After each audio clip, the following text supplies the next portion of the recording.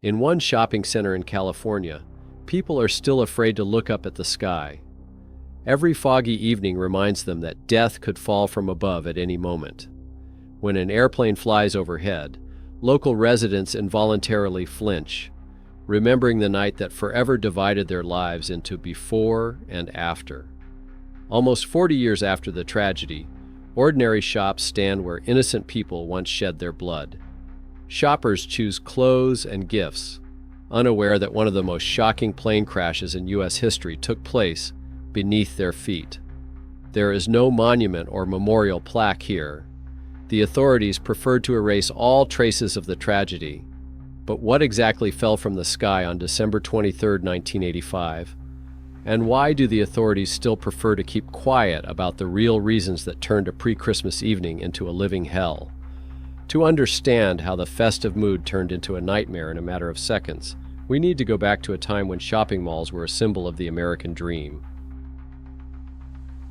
The Sun Valley Mall in Concord, California, was the embodiment of American ambition in the 1960s. Opened in 1967, it became the largest fully air-conditioned shopping mall in the world, with 40 stores, a 1,500-seat movie theater, and parking for 9,000 cars.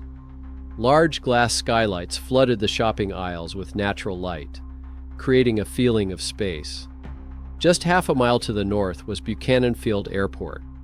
After World War II, this former military airfield became a civilian airport, and by 1977 had become one of the 20 busiest airports in the country. The problem was Concord's rapid growth. The rural area with walnut groves turned into a densely populated neighborhood with high-rise buildings. The shopping center was directly in the flight path of landing aircraft. Local residents had expressed concerns for years about low-flying aircraft, especially in frequent fog. Shopping center employees openly said they feared a plane crash. By the evening of December 23rd, thick fog enveloped the San Francisco Valley. Visibility in the Concord area dropped to 3/4 of a mile, the minimum limit for landing at Buchanan Field. Jim Graham, 67, was no novice. A World War II veteran with thousands of hours of flight time, he had founded his own aviation company. That day, he was on a routine flight, taking his company secretary to her hometown for the Christmas holidays. He was accompanied on the twin-engine Beechcraft Baron by 48-year-old John Lewis and 23-year-old Brian Oliver, who dreamed of becoming a pilot. The Sun Valley Mall was bustling with holiday shoppers.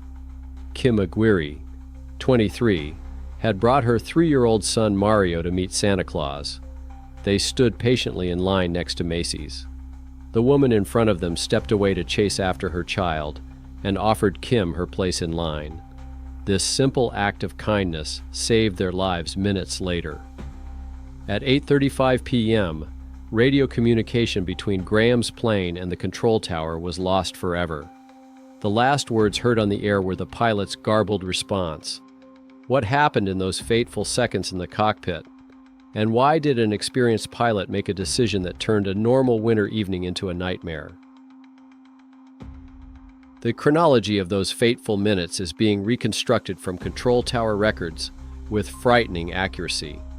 At 8:29 p.m., the Buchanan Field Control Tower cleared Jim Graham to land on instrument approach to runway 19R. Visibility was 3/4 of a mile, which was at the limit of what was permissible but technically met safety requirements. At 8:33 p.m., Graham confirmed by radio that he was beginning his approach. His voice sounded calm, as befits a pilot with many years of experience. But 2 minutes later, an alarming message came over the radio. Graham reported that he had missed his approach due to poor visibility and was requesting further instructions. At that very moment, Kim Aguirre was adjusting the hat of her 3-year-old son, Mario, at the shopping mall. The woman who had let them go ahead of her in the line to see Santa Claus returned with her son and stood behind them. 30 seconds later, that simple act of kindness saved Kim and Mario's lives, but it also meant death for her own child. The dispatcher instructed him to contact Travis Departure Control for new instructions. Graham responded, but his words were garbled. Then there was an ominous silence. Instead of following standard safety procedures, the plane began a steep spiral descent over residential areas of Concord. At 8:35:40 p.m., a deafening explosion rocked the Sun Valley Mall.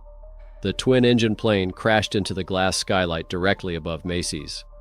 Thousands of shards rained down on shoppers, but the worst was yet to come. But that was only part of the tragedy. The real hell was about to begin in a second. The explosion of the glass skylight was only a prelude to the real hell.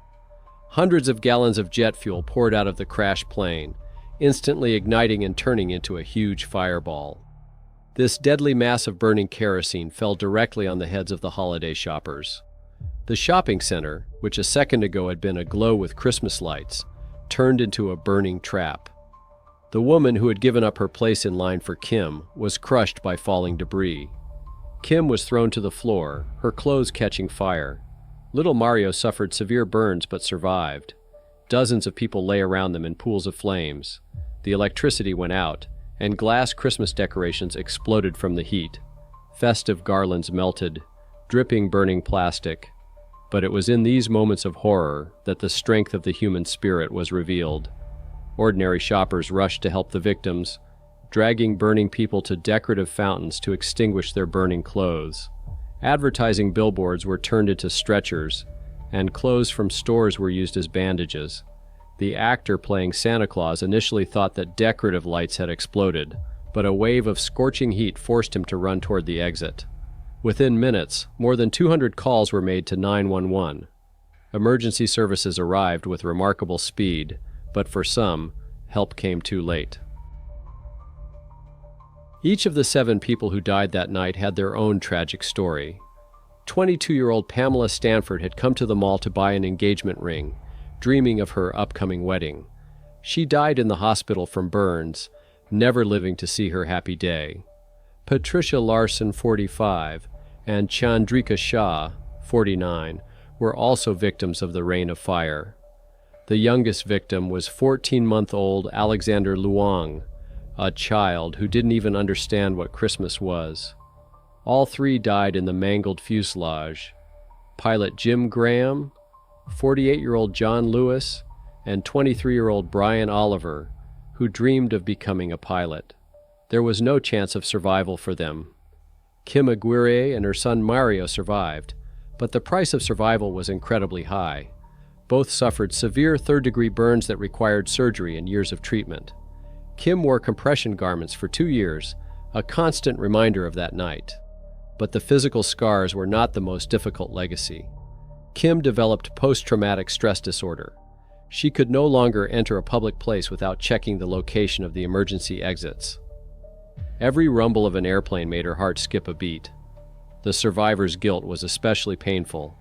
The woman who gave up her seat was seriously injured but survived. However, her young son died. Kim understood that if it hadn't been for that random act of kindness, she and Mario could have been the victims. 3-year-old Mario was scarred by that night. Years of medical procedures and compression garments shaped his childhood. His mother's fear and anxiety were passed on to him. The families of the victims grieved in different ways, but they all sought answers to one question: who was to blame for the deaths of their loved ones in an ordinary shopping mall 2 days before Christmas? The anger and pain of the victims' families erupted into an unprecedented legal battle. Over the next few months, hundreds of lawsuits were filed, totaling about $11 million, a huge amount of money in 1985. The main blow fell on the Concord City authorities, who were accused of criminal negligence. The families claimed that the city deliberately ignored residents' warnings about the potential danger.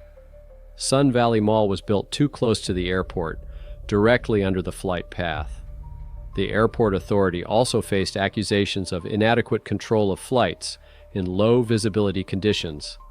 Lawyers painted a convincing picture. The city was making money from development without caring about the safety of its citizens. The airport made money from flights, turning a blind eye to the risks. And federal authorities formally approved the decisions, guided by outdated regulations. However, An investigation by the National Transportation Safety Board led to shocking conclusions. The NTSB determined that the crash was caused by the pilot's spatial disorientation in fog. All buildings in the airport area complied with FAA restrictions. The technical condition of the aircraft was not in question.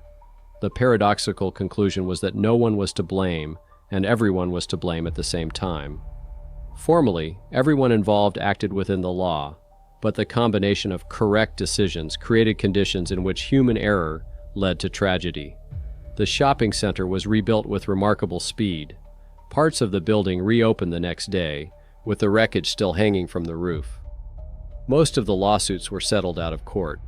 The authorities preferred to pay rather than continue with public proceedings.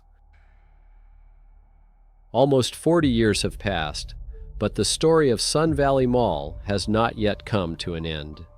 The events of recent decades show that the lessons of the tragedy have not been learned. Since 1985, there have been 4 more aircraft accidents in the Buchanan Field area.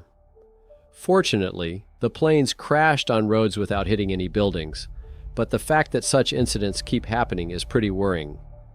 The Federal Aviation Administration conducted an investigation and stated that flight procedures remain safe.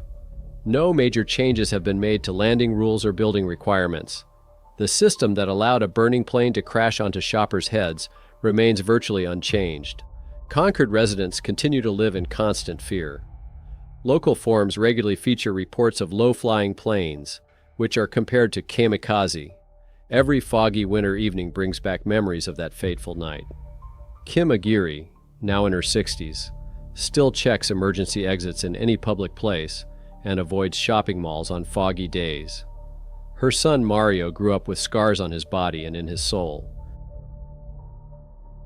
There are no traces of the tragedy left at Sun Valley Mall itself. No memorial plaques or monuments have been erected. A new generation of shoppers walks through the place where blood was shed, unaware of the tragedy. Only local websites occasionally publish articles on the anniversary. It's a paradox. The authorities paid millions in compensation, acknowledging their share of responsibility, but took no measures to prevent similar incidents. Buchanan Field operates as usual. Fog envelops Concord on winter evenings, and planes fly at the same altitudes. What will happen the next time an experienced pilot loses his bearings in thick fog over Concord?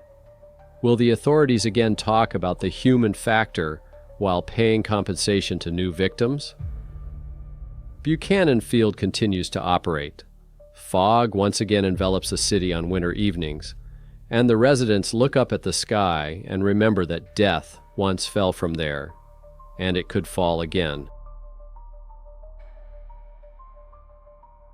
Have you ever been in a situation where you felt potential danger, but those around you said, "Everything is fine"? Or have you noticed safety violations that everyone turned a blind eye to? The story of Sun Valley Mall shows what ignoring warning signs can lead to. Share your stories in the comments. Have you ever encountered situations where convenience was more important than safety? Do you trust modern control systems? Or, like Kim Aguirre, do you always pay attention to emergency exits? If this story made you think, don't forget to like it. It really helps the channel. Subscribe so you don't miss other investigations into how thin the line between safety and disaster can be. Thanks for watching, and see you in the next episode.